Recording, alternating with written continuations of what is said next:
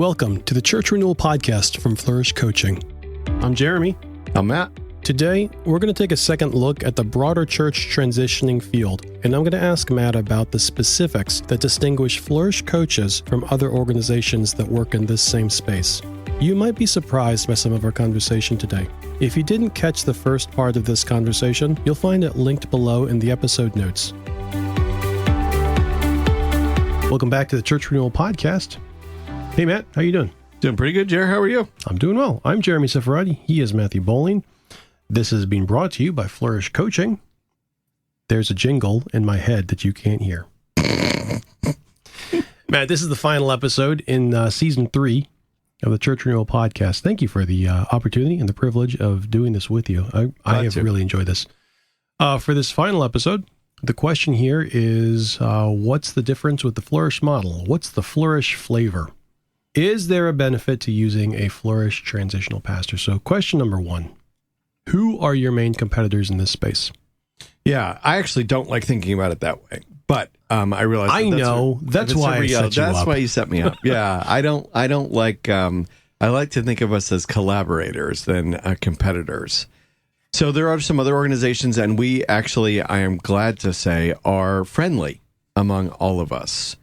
We recognize that there is way more work out there to be done than organizations or equipped and trained and called pastors to do it. There's more need than any of us can supply. And so that's different than a lot of, if you will, markets, if we can use that word, where there's much more supply than there is demand. Where that is inverted for us. There's a lot of demand for what we do, and we're all scrapping for supply. So these are collaborators. So there's two other main competitors in this space that are known quantities, at least that I commonly interact with in the United States. So Interim Pastor Ministries is the big dog in this space. We're a little dog. They've been around for, I don't know, maybe 30 years, a little bit more. They come out of the Evangelical Free Church of America, and still do a lot of work in that space, but work beyond that as well. And they have, in the beginning, they were placing a lot more what we might call traditional interims. In recent years, they've moved to having some portion of their staff be in what they call an intentional interim, working through a process that would be very akin to what Flourish would do in a church. The executive director is Tom Harris, and if he'll let us, we're going to invite him on to interview him because he has an interesting history. I have a lot of respect for him and for their organization. And so they place interim pastors in churches all across the U.S., and I've had a robust ministry. The other ministry, and I've learned a lot from both of these ministries. These are people that I respect and enjoy. I've been to their trainings, and I'm thankful to call these folks friends and collaborators. The other ministry is called Vital Church, and I've had the privilege of being exposed to their ministry and knowing some of their folks for over a decade. Hopefully, if we can get him to take a break off a sabbatical, we'll get Dave Miles on for an interview. Known Dave for a bit over a decade. If I wasn't doing what I'd be doing right now, I probably, if they'd have me, I'd probably be working for Vital Church. And so they do wonderful ministry. Vital Church has what I believe is the best diagnostic that I've ever seen. Ours is good. I'm grateful for it. I'm glad for it. But they've been doing it for 30 years. So they've been doing diagnostics. I think they have over 1,000 churches in their database. Oh, wow. That they've worked with, that they can do comparative data with, and it's marvelous, the work that they do. And so they place very highly qualified transitional pastors in churches. Intentional interims is what they call them. And besides Dave, another friend that works for them, they do really, really excellent work. But in terms of size, they're about our size. And so they're a smaller organization. IPM's a larger organization, but really neat folks. Is Vital Church working in a specific direction with the denomination? No, they also work both IPM and Vital Church, and actually Flourish as well, work across denominations. I think we probably have sort of niches that we more fall into. IPM, having flown out of the Evangelical Free Church, they do a good amount of work in the Free Church. Vital, does a fair amount of work in the Christian Missionary Alliance. They've also done a fair amount of work in EPC churches, Evangelical Presbyterian churches, and Flourish, having its roots in the Presbyterian Church in America. We tend to work among the PCA, but we've also done work as an organization with Christian Missionary Alliance, the Evangelical Free Church, and most of the conservative Reformed denominations, OPC, ARP. I'm missing one. Anyways, and obviously the PCA. We're working with the EPC as well. CRC? Have friends in the CRC, would work in the CRC, but they have their own internal folks that they use. And I've just come to realize that. Somebody told me that. And so I think that they've kind of taken care of it in-house themselves. Okay, excellent. Yeah. So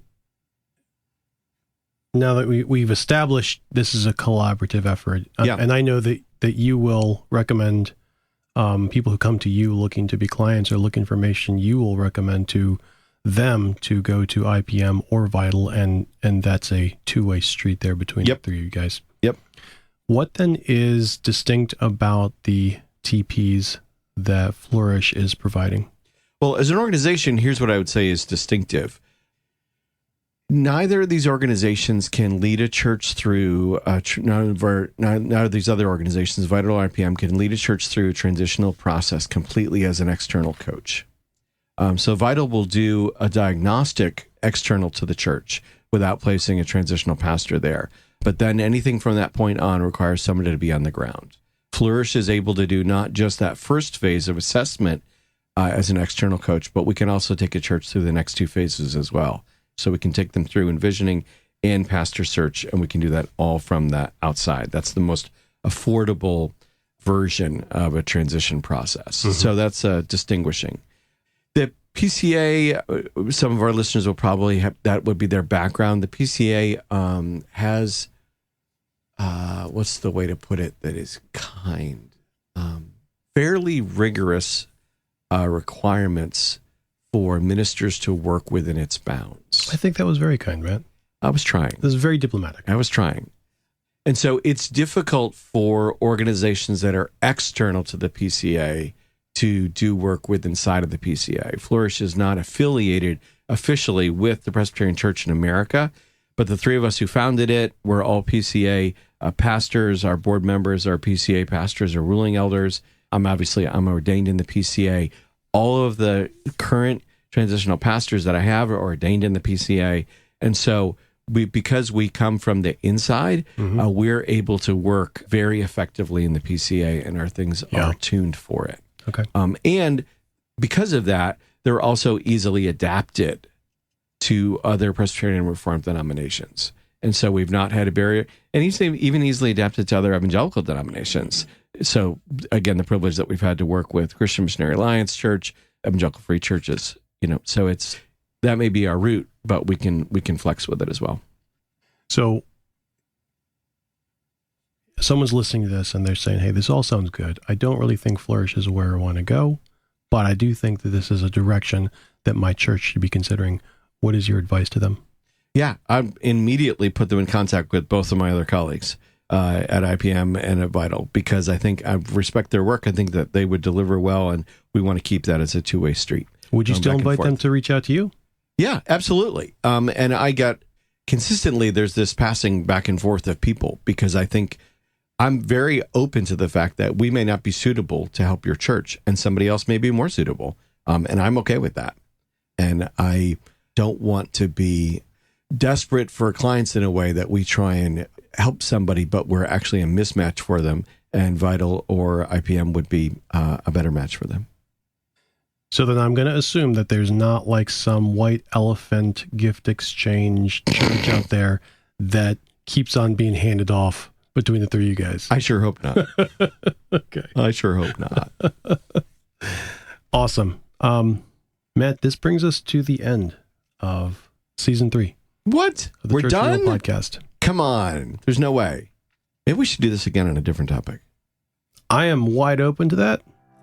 Matt, will you give me your word here and now that there will be a future that you can neither control nor predict? Yes. Awesome. You have it there, folks. Matt, I just want to say thank you to you for your time here. pulling back the screen completely, Matt and I have been together for the past 72 hours, putting the entire season 3 together. And it's been a marathon of sorts. It has been fun.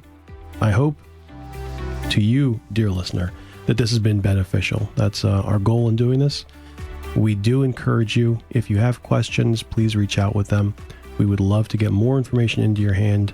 There are going to be episode notes with all of these episodes. Go back and listen to them again. Check out the notes. There's going to be a lot of content that is linked in them. If it isn't good for you, but it's good for someone else, please pass it along. We're doing this as a way of getting as many resources to you with this few hurdles as possible. With that, this ends season 3. Thank you for coming along. We will see you in season 4. This is the final episode of season 3 of the Church Renewal podcast. I want to thank you for lending us your time this season and invite you to reach out to us with your impressions or questions. We'll be back with the start of season 4 next year, and you're invited to join us again as we share more insights that'll help you and your church continue your church life cycle towards strong and effective ministry. Please visit us on Facebook and share your own stories of church life and transition. And please share this podcast with your church leaders and family and friends. Now, I'll leave you with this final reminder.